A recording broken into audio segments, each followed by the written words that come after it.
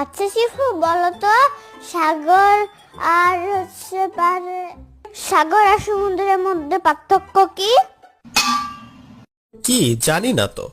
সাগর হলো আমাদের পাশের বাসা, বিড়িখোর ছেলেটা। আর সমুদ্র হলো একটা বিশাল নদীর মতো। ও আচ্ছা আচ্ছা, এই ব্যাপার। আগে তো জানতাম না।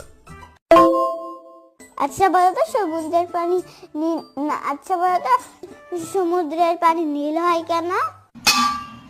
জানি না তো। কারণ আমি একদিন সমুদ্রের পানিতে মুতু করে দিয়েছিলাম। হ্যাঁ, কিন্তু কথা হলো মুতুর রং তো হলুদ হয়, নীল কেমনে হয়ে গেল?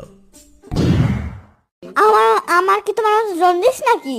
কি হলুদ রং হবে?